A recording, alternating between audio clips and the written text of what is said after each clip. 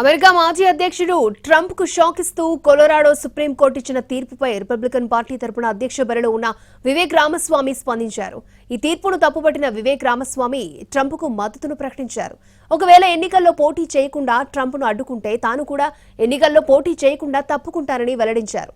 మరోవైపు Colorado Supreme Court ఇచ్చిన తీర్పుపై మాజీ అధ్యక్షుడు డొనాల్డ్ ట్రంప్ కూడా తీవ్ర ఆగ్రహాన్ని వ్యక్తం చేశారు.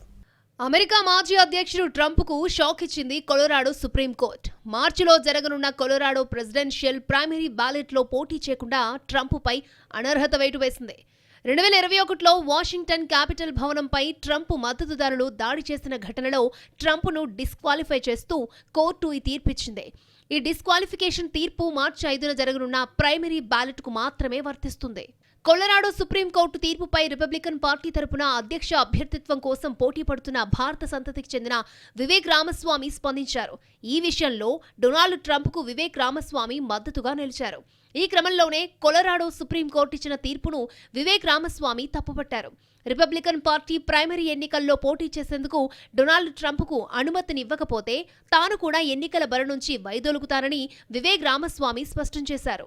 ఇక రిపబ్లికన్ పార్టీ తరపున అధ్యక్ష అభ్యర్థిత్వానికి పోటీ పడుతున్న ఇతర నేతలు Ron DeSantis, Chris Christie, Nikki Haley కూడా ఎన్నికల బరి నుంచి తప్పుకోవాలని డిమాండ్ చేశారు వివేక్ రామస్వామి. అలా చేయని పక్షంలో ఈ చట్ట విరుద్ధమైన నిర్ణయాన్ని వారు సమర్థించిన వారవుతారని ఆయన అన్నారు. ఇలాంటి తీర్పుల కారణంగా అమెరికా తీవ్ర పరిణామాలు ఎదుర్కోవాల్సి వస్తుందని వివేక్ రామస్వామి ఆందోళన వ్యక్తం చేశారు. మరోవైపు కొలరాడో సుప్రీంకోర్టు తనపై ఇచ్చిన తీర్పుపై డొనాల్డ్ ట్రంప్ తీవ్రంగా స్పందించారు. ఇదంతా ప్రస్తుత అధ్యక్షుడు జో బైడెన్ కుట్రలో భాగమేనని ఆయన మండిపడ్డారు. 2024 అధ్యక్ష ఎన్నికల్లో గెలిచేందుకు వారు అమెరికా రాజ్యాంగాన్ని ఉల్లంఘిస్తున్నారని ఆయన ఆరోపించారు. బైడెన్ ప్రజాస్వామ్యానికి ముప్పు అని, వచ్చే ఎన్నికల్లో తమ చేతిలో ఘోరంగా ఓడిపోతామని తెలిసి కోర్టుల ద్వారా ఎన్నికల ప్రక్రియలో జోక్యం చేసుకుంటున్నారని మండిపడ్డారు ట్రంప్.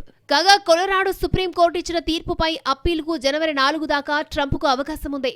ఈ డిస్క్వాలిఫికేషన్ తీర్పుపై అప్పీల్ చేయనున్నట్లుగా ట్రంప్ ఆఫీస్ తెలిపింది. కొలరాడో కోర్టు తీర్పును ట్రంప్ యుఎస్ సుప్రీంకోర్టులో అప్పీల్ చేయనున్నారు.